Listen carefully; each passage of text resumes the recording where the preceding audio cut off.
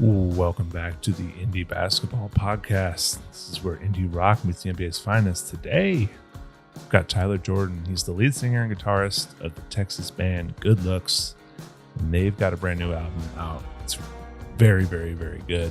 One of my favorites of the year so far. But we're talking about that. We're talking about the Houston Rockets because he's a Rockets fan. And we got some fun stories with him here, so I think you guys will dig it. Thanks for sticking around.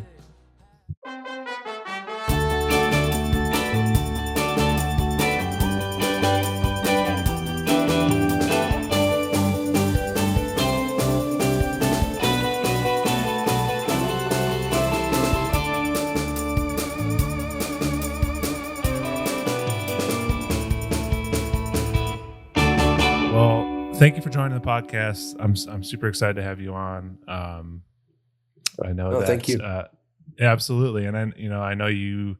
Good Looks is as of the release of this episode, it'll have been 2 weeks since the new album, so I'm sure it's feeling pretty good. How are you feeling about it? Yeah, it's awesome. So far, just a ton of really good press and. I don't know, just like it feels like the Instagram, I'm just getting a lot of messages. I don't know, I'm definitely feeling the energy of it. So yeah, man, as you should. I've been loving it. So congrats on the album. Definitely. I'm excited to see how it progresses and you guys go on tour. I'm sure you'll feel the love as well. Yeah, I hope so. But a little tip-off question I like to ask people is, what are you listening to right now? That's a great question. I'm going to pull up my my list here. We just ordered 500 t-shirts. And so I've been rolling t-shirts for the past 2 days nonstop. Okay. So I've listened to like 10 records. There you go. Just like really going hard on them. So let's look through. One thing that I came back to that I hadn't listened to in a while. I've been listening to that Purple Mountains record a lot. Oh yeah. I don't know why I thought of it or something. It just kind of came back into my brain. And so I've listened to that 2 or 3 times in the last couple of days. And yeah, that's something that it'll like, if I'll finish an album and then it'll start the radio and that'll come on and I'll be like, it always shows up in there and I'm always happy it does. Yeah. It's so good, man. Like his writing is like a different tier. The way that all the words fit together and all the in rhyme and just like so, and it's so clever and funny at the same time. And you're like, it's incredible. It's also disheartening. You're like, man, how did you do this? Totally. But the one that always gets me on that one is when I see you in the park, it barely merits a remark. We stand the standard distance, distant strangers stand apart. Like that line is so crazy, man. Honestly, it reminds me of lyrics Matt Berninger would write for the National. Oh yeah. Let's see. I guess I was listening to that MJ Linderman live record from last year. Oh, that's nice. A good one. We're big MJ Linderman heads in our band. MJ is also a big hoops guy himself. Oh yeah. Because it's in seems like a well-rounded sports dude, but definitely a hoops guy for sure. Yeah. It comes into his writing a little bit more. I don't know why. I spend so much time with basketball, but it's never. Besides the band name, I don't think it's really kind of come into it. I listened to Kiss Destroyer yesterday. Okay. Nice. In its entirety. Sick. Sorry, if I get to too many, you just tell me.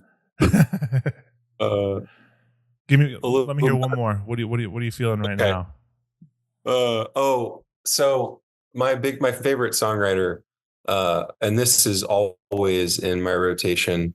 I'm a big Steve Earle guy. And so there are a million Steve Earle records. So like I'm always like kind of listening to one a bunch for a month or something. And then I kind of switch to another one. So I've been listening to Washington Square Serenade a bunch this week. it's not like I don't think that it's one of his best records. Definitely not a place to start. Yeah. I think the production on it is not my favorite, but the songs are like, even the bad albums, they're only bad because of production choices. It's never like the quality of the song. It's only like how they decided to experiment or what producer or whatever. The songs are always fucking killer. So Sure. I can pretty much listen to all Steve Earle records, even the bad ones. And so that's what I've been listening Awesome. to. That's great. I've been actually recently thinking about starting just like a Spotify playlist of every, the songs that people recommend when they come on the podcast. So I'm definitely gonna put that one, and you'll be the first on the playlist for that. Definitely the record is the place to start, I think, is the record I Feel All Right. That's the Okay. one that's like, I feel like that's the entry point. And then, it's got all the things that he does pretty well. Um, he does get into like more political stuff like further in, but Sure. it's a great record. Nice. Yeah.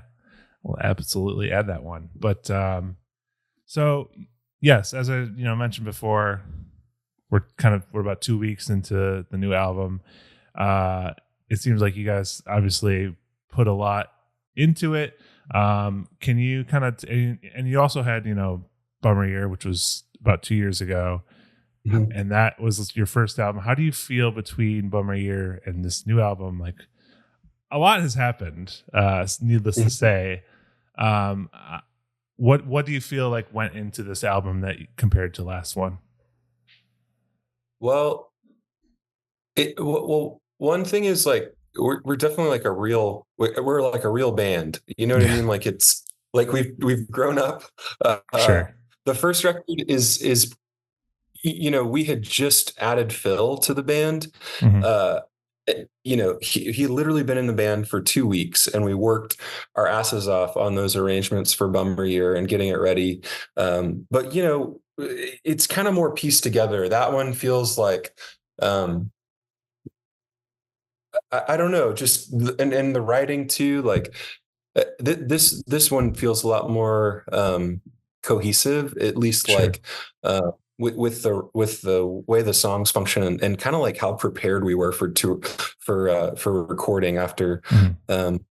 playing some shows and stuff. And then I guess another big story with it is like we started recording this 3 months after Jake got hit by that car.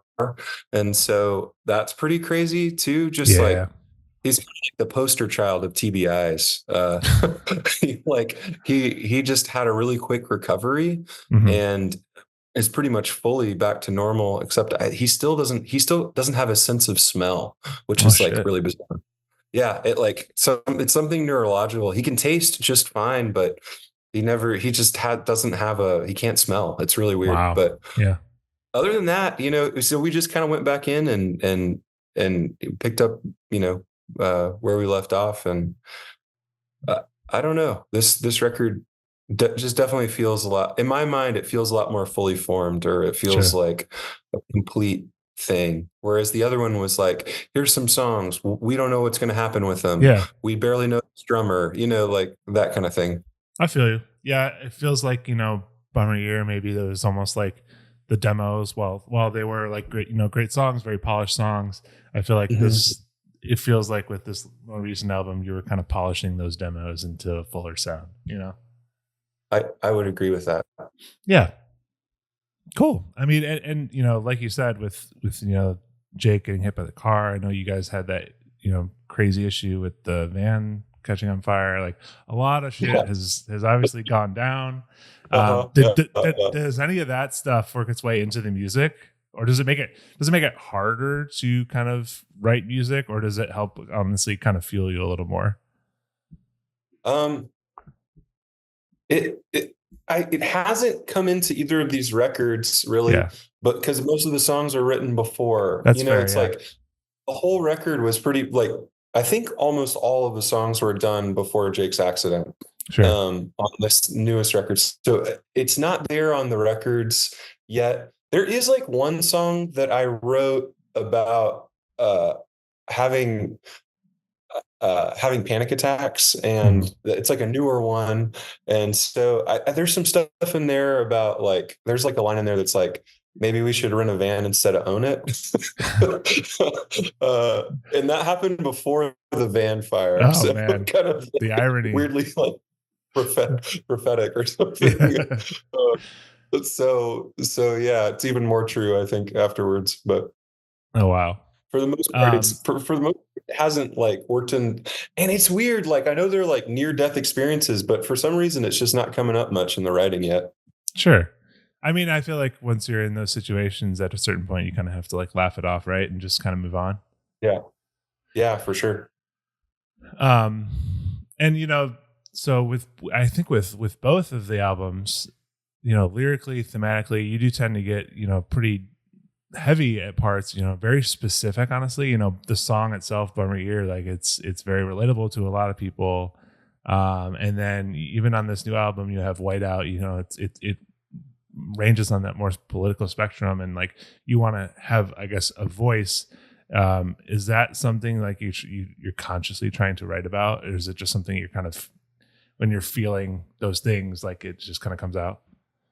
Yeah, I think well, I think on the bummer year, I don't think I was like totally comfortable writing about politics, but it was Yeah. like seeping in, and that's why there's like relationship songs, but then like politics are coming in Hmm. because it was very like that's where I was mind space wise when I wrote that last record. And um now and I was like I was in like a socialist group, uh putting in like probably 20 hours a week of like political work. So like Yeah. very involved. And then on this one, I guess it is a little bit more conscious, although the songs kind of come out how they come out. But Sure. um, I got to a point where I like could not be as involved with that. It's like, you work as a musician, you work a day job, and then you do the music beyond that. And then after that, there's like, something's kind of got to give. And Hmm. for me, it's like I just couldn't be quite as active politically in the local socialist group. And so, you know,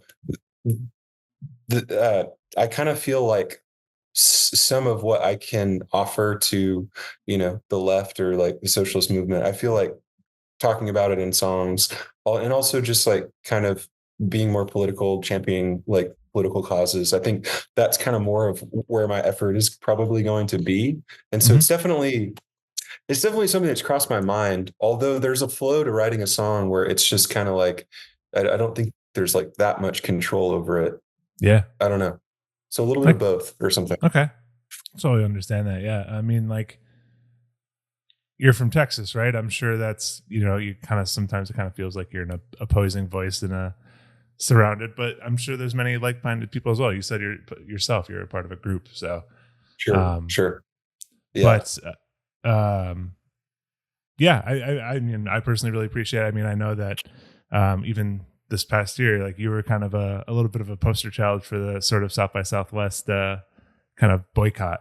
yeah, yeah. That was really, I mean, definitely very bizarre how that worked out. It wasn't intentional, and so we were like kind of on the fence about how to move forward with that. Yeah.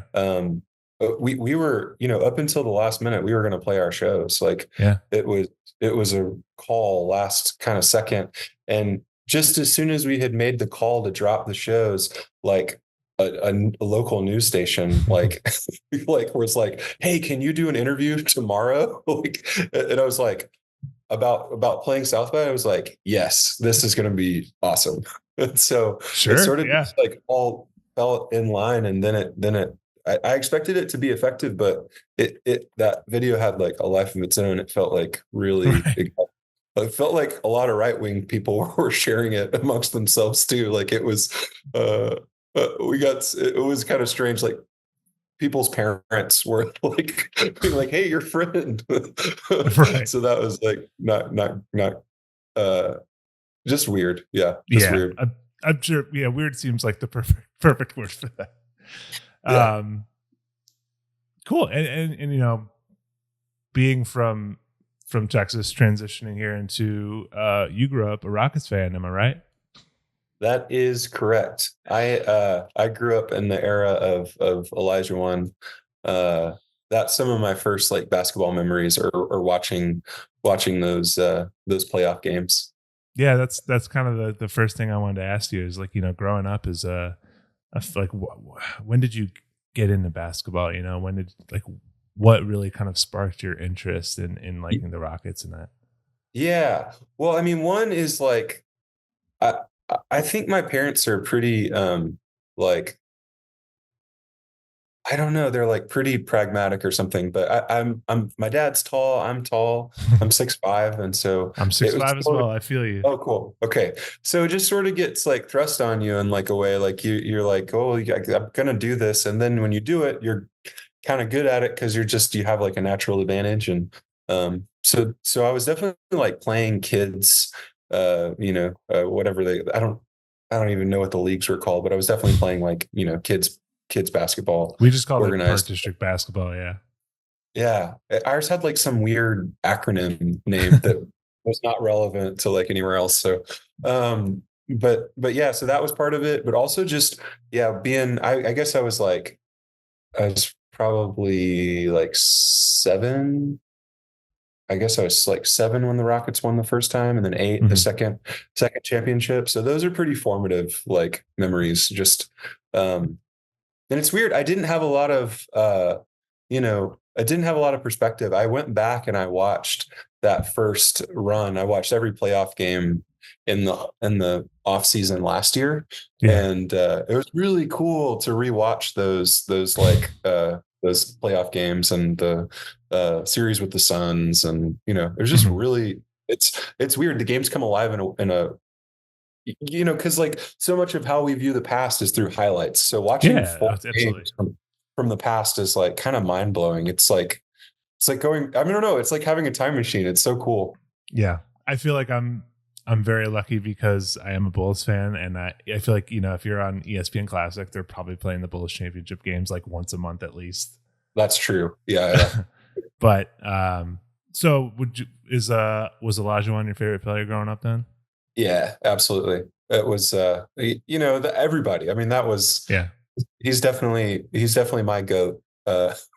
And so I am a huge Elijah One fan. Yeah. And I mean, and I guess progressing through, like the eras, like you had the Elijah era, and then were you closely in on the T Mac era? And So I kind of had a gap. So like yeah, I watched while they were good, and then as I got older, I think I was less interested in watching pro basketball or something. I don't sure. know. I'm not really sure why. I played like in high school, and so I played quite a bit of basketball in that time period, but I wasn't really watching it. And really, when I came back into the fold was like the Harden era. So Okay, I've yeah. watched every single Rockets game from 2012 through now. Um, Damn. it's It's a pretty. lot of It's games. there. It's a lot. 82, right? A season at least, and then in the Harden era, a lot more. Yeah. Um, but so it's weird. I lived in Austin, the vast majority of that time, and so like no one watches the Rockets in Austin. It's a Spurs town because it's like an hour from San Right. Antonio. And so I can watch the games after they happen, like, because I don't have any friends talking about it. And, there's That's just true. never, the games don't get ruined for me. So I was like torrenting them from like weird Russian sites back Oh, in the amazing. early teens, and watching them later. And that's what I have League Pass these days, and Sure. but I still watch a lot of them late. I don't.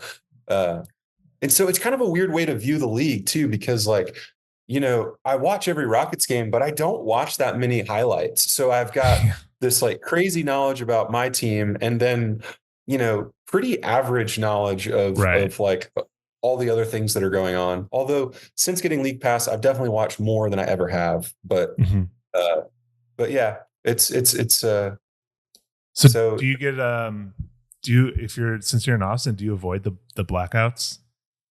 um there is no blackout for the Rockets in Oh, Austin.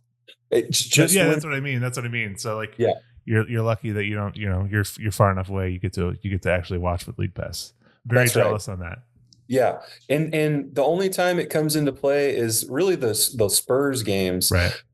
The national ones, you can watch them pretty quick afterwards, but Yeah. the local broadcast, it's like 3 days, something crazy, we're just like, fuck. So I've got a VPN, so I'll Yeah. watch, on the computer on the ones that I can't, but For sure. I don't Well, I don't have it I set up mean, for the TV. I can't figure out the modem thing or whatever. it's always tricky. I always hate like having to just like connect an HDMI to my TV and like laptop is Yeah, on. It's all messy. right. Um, Yeah, for sure. but talking back, I bring up T-Mac because I feel like that's like, and we're talking about highlights too. That's one thing everyone watches. Like I know me specifically, I watched the T-Mac scoring the 13 points in 60 seconds or whatever. I watch Yeah. that at least once a year. It's one of the wildest things ever. Like It's just something you can't like. I feel like you can explain it, and it just doesn't sound real until you actually watch it. yeah. No, it's just there's nothing else that's close to it. Like it's so it's so crazy. It just like everything just aligned for a second. I don't know. Incredible. So you weren't really active during the Yao era. No, I mean I kept up with it like just very, you know, not very much at all. Like, I mean, I was aware that he was there. I was aware that he kept getting injured, but I was definitely like, I didn't have to live through that era of watching that every game through that. So Sure. I'm thankful for that. Although I have watched the last 3 years of it every game. So that's been pretty brutal. Yeah. 4 years, but So, as someone who has watched every game now with today's team, how do you feel about the team? You got some young guys on that team. I personally think it is a kind of exciting team. Like it's just like where do we go from here? How do you feel about the team going forward?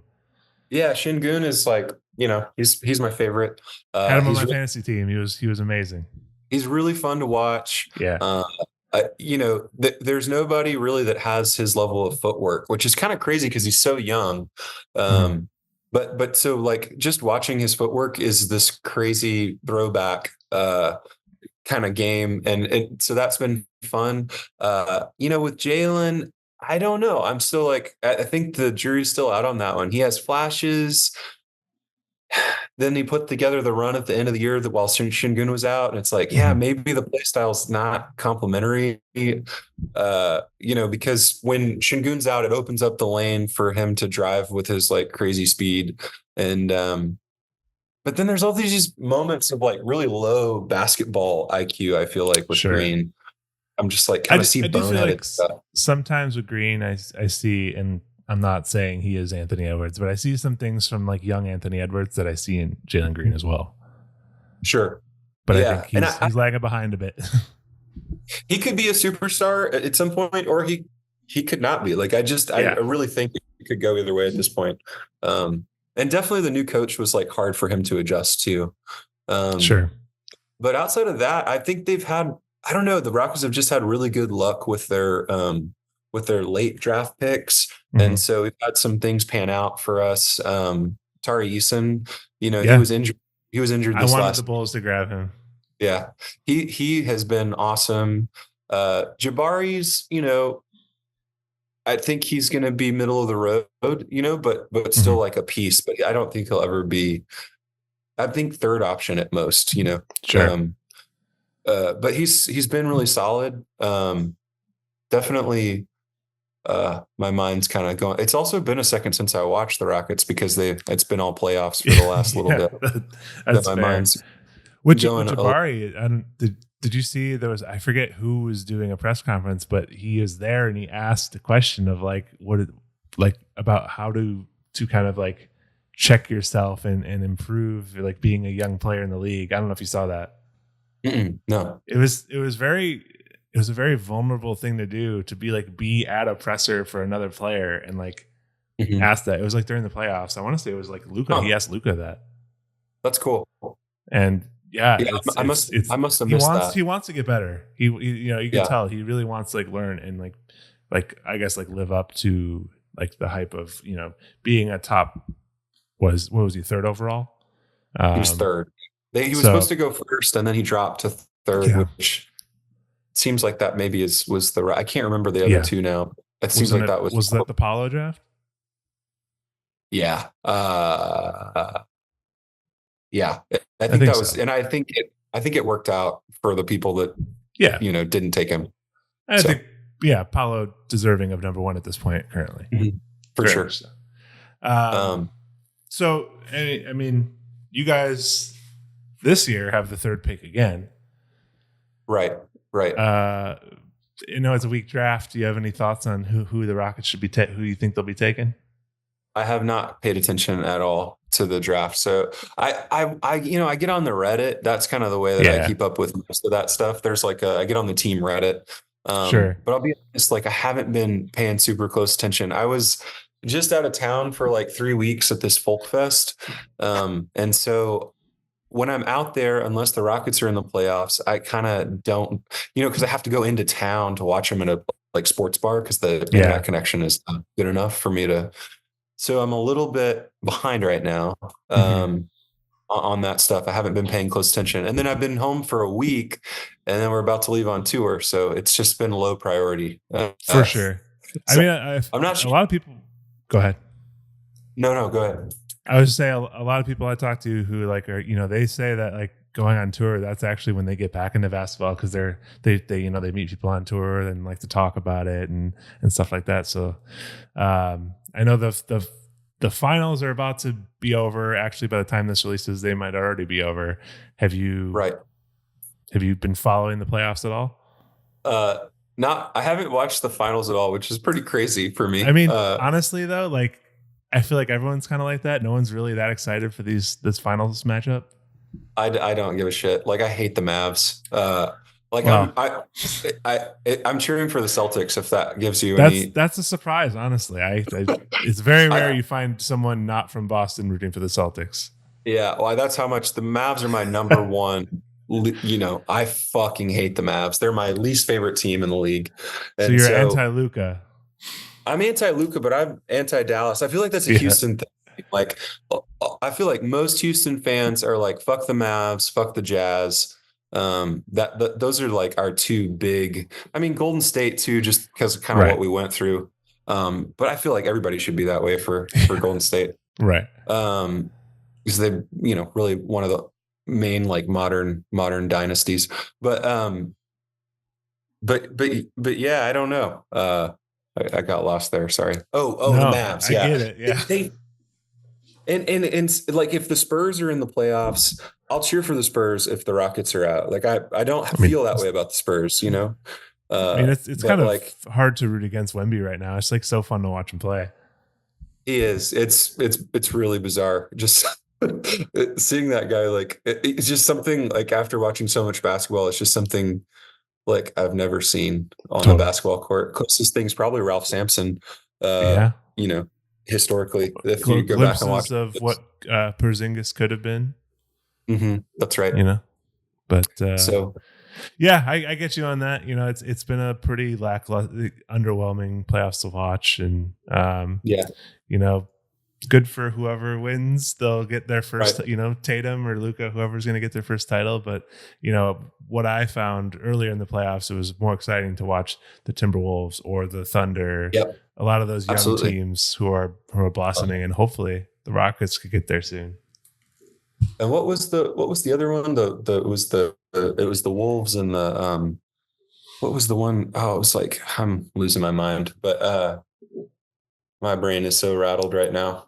We had Wolves, we had the Thunder, we had who put the the Wolves out? Clippers, we had Yeah, screw the Clippers. yeah, I yeah. am blanking on the other team. Oh, Who beat Nuggets, the Wolves? obviously. Nuggets. Yeah. That one. I watched almost every game That of was a good that. That was a series. really good series. And Um, I really thought. Yeah. I thought there was no way the Wolves were gonna not win the championship, but It would have been. Everyone would have been rooting for the Timberwolves over the Celtics, like except for Boston. Yeah, that's right. That would have been way better. Absolutely. Yeah. So, switching gears just a little bit, I hear you actually still play a lot of basketball. Yeah, I'm a little bit out of practice. So we moved to Lockhart, which is like 45 minutes away from Austin. Okay. And I was a YMCA member. So I was playing this old man basketball game a lot, like in the mornings, like 6 a.m. to 8 a.m. down at the Y. It was really good. I enjoyed it. I kept getting hurt. I'm like happens. I've noticed the older we get, man, the riskier it is to play pickup basketball. Well, and two, I just need to lose some fucking weight. But I feel if I could lose like 40 pounds, I think I'd be right back there. Right back in fighting shape. But yeah, it's a certain kind of dude that shows up. Yeah, for basketball at 6 a.m. to 8 a.m. It's a weird. That's someone trying to get their reps in.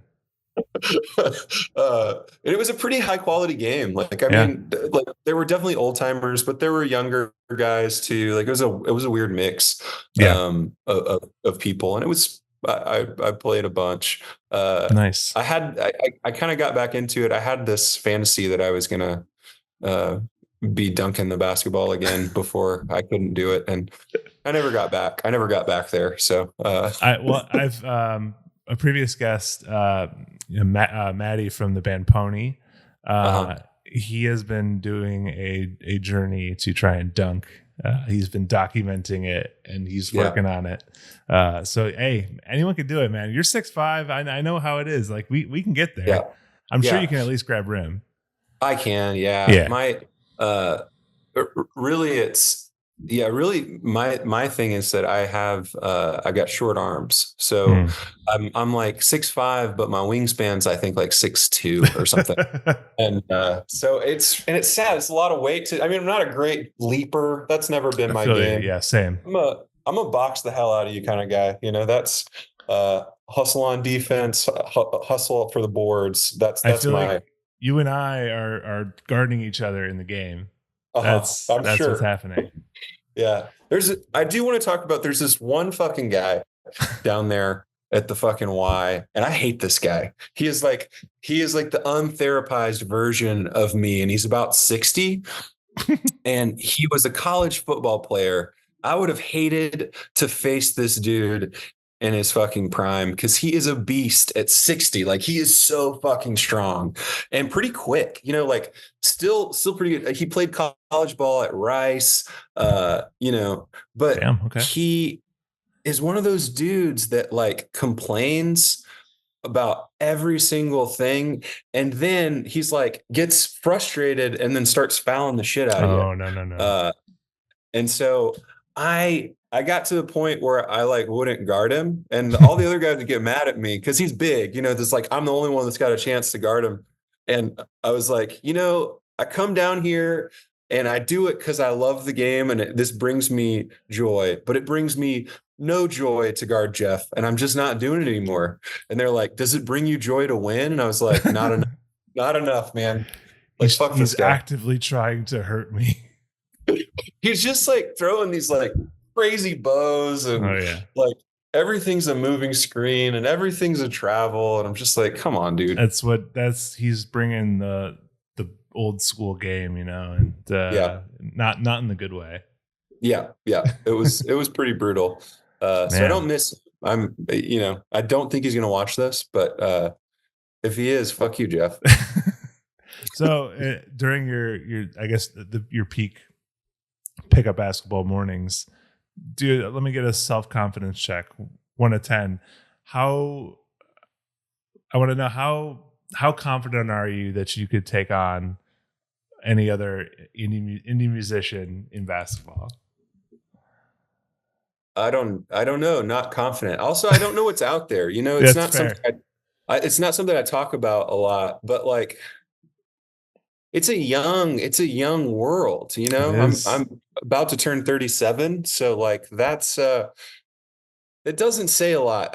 There's gotta be some better tall indie rockers out there, you know. I I'm sure they exist, and I'm when the day comes that the indie basketball musicians tournament happens, I'll get you on a team for sure. Yeah, we have a little game here in Oh, Austin. nice. It's called we call it it's the MBA. It's the Musicians Basketball Oh, Association. sick. Yeah, and so they play about once a month, and Mhm. the competition. I don't it's not. I don't think it's not top tier. So Sure. but uh but yeah, I don't know. Have you seen? I mean, are you seeing? You're having guys on the podcast, but are you catching videos? Guys running drills? They sending you anything? I'm not seeing drills, but Hmm. the I'd say the previous experience, I'd say Ellis and Alan from the band San Fermin are pretty solid. Okay. Um, and Shiraz, the drummer from Deeper, is pretty athletic. He's also Yeah. like a part-time model, so it's like I feel like he's got that going for him too. Although good for him. Yeah. But you know what? I swear this tournament will happen one day, and Yeah. we'll get you aboard on Team Good Looks. Yeah. Yeah. For sure. Cool. So the last thing I like to do is a little game called Musician Matchups, and that's I sent you through earlier. That's the whole goal of this is we have some players and who is the musical comp. Whether it's how they play, their career arc, how they look, whatever it is. And yeah, we'll just kind of compare our answers and see how silly we get. Yeah, I'm not super prepared, and I know you tried to get me there, and I had so much to do today. I'm It's sorry, all man. good. I totally understand. But we'll get these together then. So let's just Yeah. start Yeah. with the first player. And I know we mentioned before Yao Ming. Uh-huh. Uh-huh. So I'll kick it off just so you get some inspiration. Yeah. And I was very surface level with this just because Yao is like literally larger than life. And I went Hmm. with folk singer, the tallest man on earth. That's pretty good. And I love Yeah. tallest man on earth. And I loved Yao. Yeah. I, that's a good question. I was thinking about this. One, are you familiar with the band Trout Fishing in America? And I am not, but I need to be. They are like this like really goofy like folk duo. They've been doing it for years. It's pretty cheesy, but they seem like really sweet dudes, and they're definitely clever songwriters. But it's like Sure. a 6'8" dude that plays mandolin, Oh man. and like a 5'6" guy that plays bass. And it's Oh like a shit. real. So I was kind of thinking maybe that dude. Actually, he has a kid that's like 7 foot that played some pro Oh overseas. wow.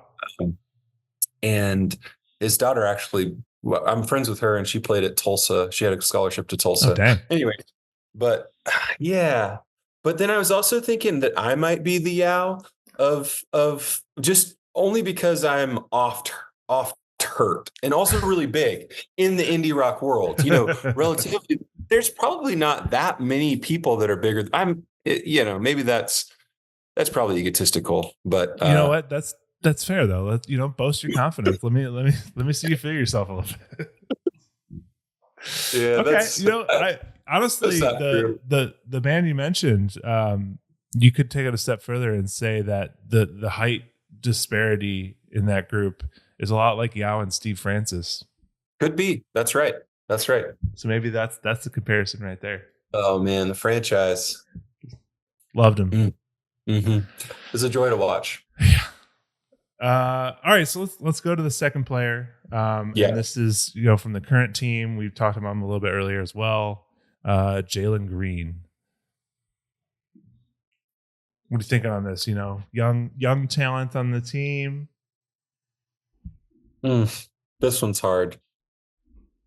I was thinking about this. I was going to try to get a good one, but I should. I don't know if I've got it. So one thing you actually just mentioned it recently. I'm gonna go ahead and say Good Looks is Jalen Green The because whole band. yes, because I want to, you're the Rockets fan, so you may have a different interpretation, but I feel like Good Looks, young and exciting in the state of Texas, and that's what it is. Yeah, no, we're all in our mid to late 30s. Definitely not. Definitely not the Jalen. We're more the Uncle Jeff of But the. you're like still like newish on the scene. Oh, new to the scene. Yes, yeah, not young, but young and Newish experienced. to the scene, Uh yeah. huh. Uh huh. Yeah. I hear that. I don't know why. I don't know why this is not. I mean, it's not definitely not currently uh, applicable. But I was kind of thinking. I was kind of thinking. Maybe Nathan from the Waves from Waves, like back, Okay. like especially like early career where there's like all this potential and you don't know where it's going to go and a lot of hype. Hmm. Uh, and maybe it And doesn't fully plan. to be Maybe it honest, doesn't fully. I hope Jalen kind of works out a little better because we haven't heard from Waves in a hot minute. That's what I'm saying. That's my negative. Like that's Yeah, my fear is yeah. that he's the Waves of Houston Rockets. So Well, let's hope for better from Jalen. I do. I'm sorry. All right, so third on the list, your fave, Mhm. Hakeem Olajuwon. How do you sum up one of the Rockets' all-time greats? That's really hard. This is gonna have to be like my favorite indie rock band or something. I don't know. What's yours? So I the first one was very surface level. In Jalen Green, I tried to be more kind of like career arc. This one kind of meets somewhere in the middle. Uh, Obviously, Hakeem's nickname was the Dream, so I had to go with the Dream Pop Band. And I feel like it kind of tracks if you kind of like dive into the music. I think he's like the Cocteau Twins. Okay. That sort of like dream pop sound. You could say My Bloody Valentine too, where it's like Hakeem's game was like it was like heavy but airy. Like he had that balance to him where it was like it looks so effortless, but there's so much power in there that you just don't notice. Yeah. Yeah, his moves were just beautiful.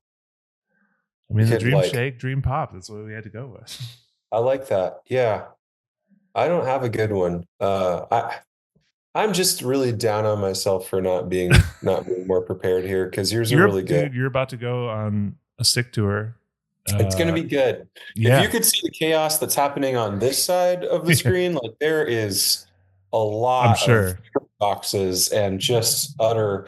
This was a mistake on a few. Like I'm so happy to be on this podcast and be talking to you, and yet some choices were made. I think we were trying to sneak it in before leaving, and it's all good. It's gonna be great. We're almost done here. We got one more name, and then you'll have a sick tour.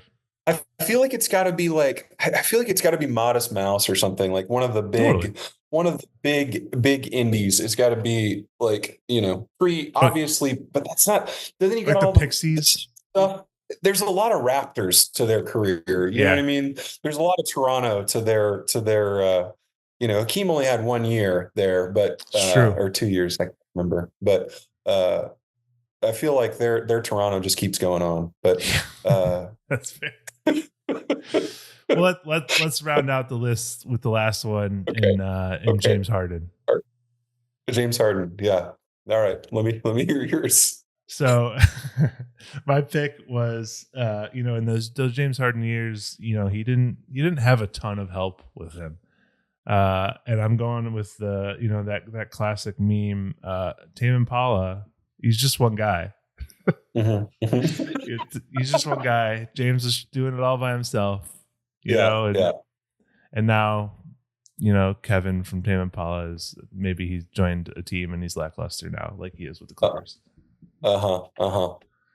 But those prime Harden years were just something to behold. It was a wild, like you're just watching something that's so crazy. Um, part of part of what I was going to say is like I never get to talk to anybody about the Rockets because mostly like well they don't watch now obviously like there's no Yeah, reason to watch the Rockets. And in the Harden years, everybody just complained about him. Like I like didn't want to talk about it because they just shit on him. And I was yeah, like watching him every night doing something just totally incredible. And like couldn't there's even the people that were like, oh yeah, he scores a lot, but his game's really boring. It's all isolation. It's all, it's just like, I don't know, dude. It was pretty exciting to watch him yeah. roast like and put 40 up like it was nothing, I mean, almost yeah, like almost night.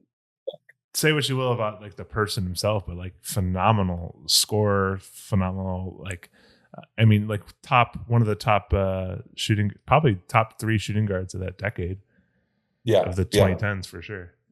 for sure. I think on this one, I'm gonna have to go. So I think on the surface, this is gonna seem very shallow, but I'm gonna go ZZ Top on this one. With the beard. Uh, You could have which done a Father John Misty. Yeah, no, thanks. I really, really like Harden.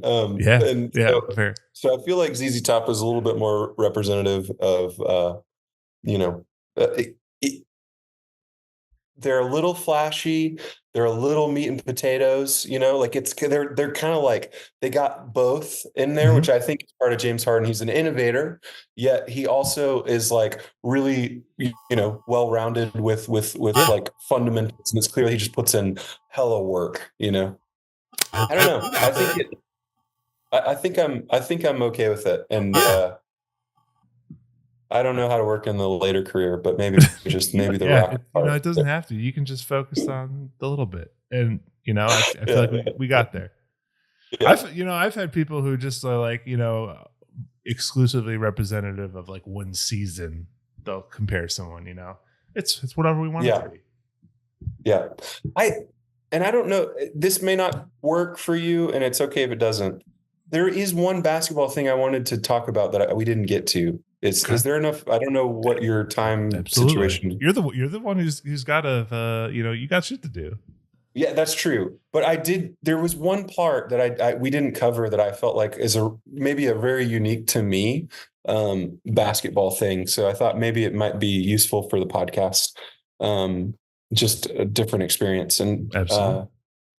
so my basketball experience in high school, well, I wasn't in high school. I was homeschooled.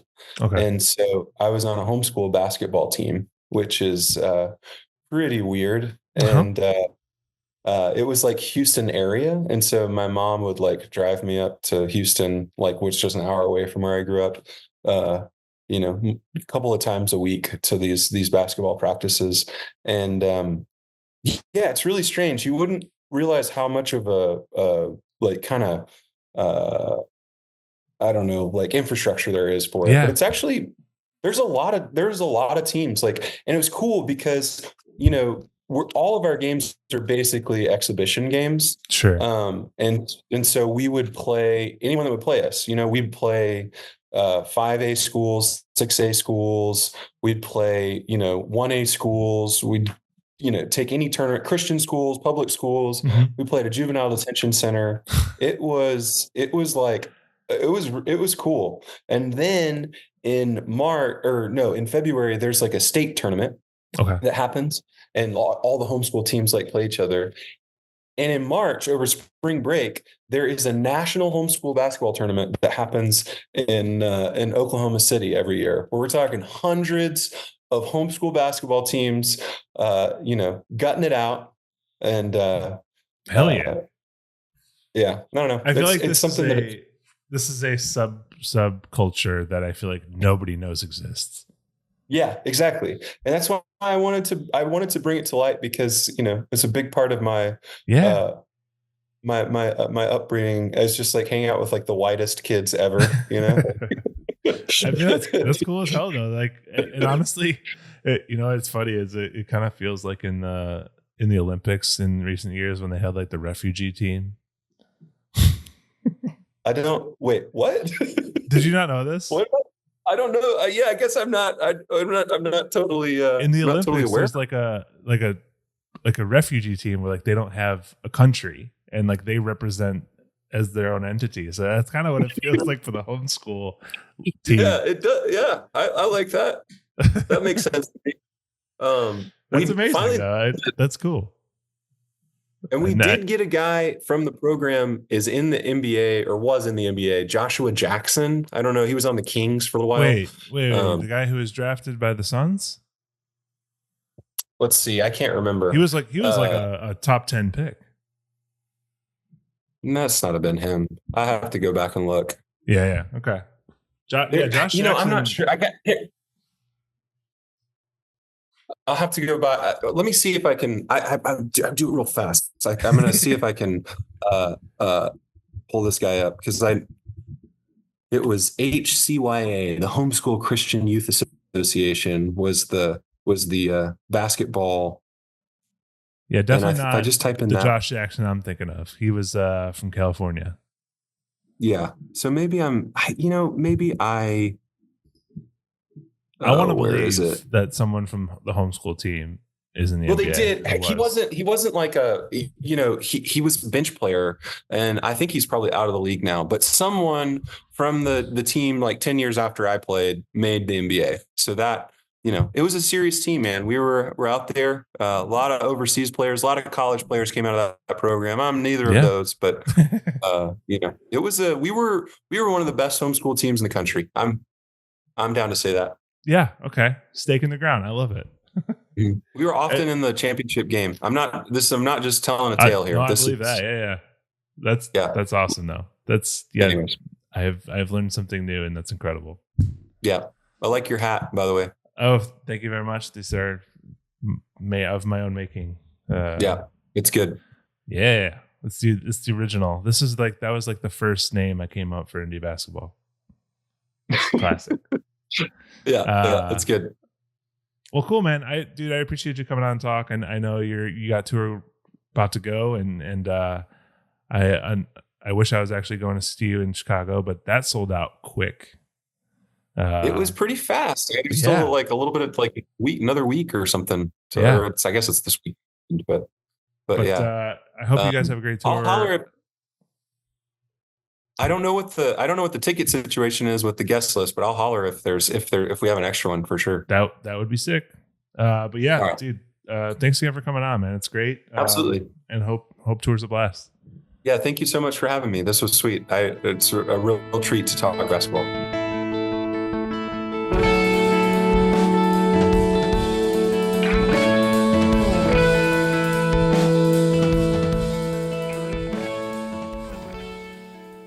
Thanks again for listening to this episode. Make sure you guys check out that new Good Looks album. It is out now. It is very good. Make sure you catch them on tour. I want to take the time to thank our Patreon supporters. If you want to support indie basketball on Patreon, we're at patreon.com/indie basketball. If you support us there, helps us make more half-court sessions. You get monthly playlists. You get discounts on merch, which we have a sale that's probably going to be over by the time this airs, actually. But we still have plenty of Bon Iverson hats and Godspeed, You Black Emperor, Lift Your Skinny Fists t-shirts with the basketball in the hands, But check those out at indiebasketball.com. Thanks for listening, guys. We'll catch you next time.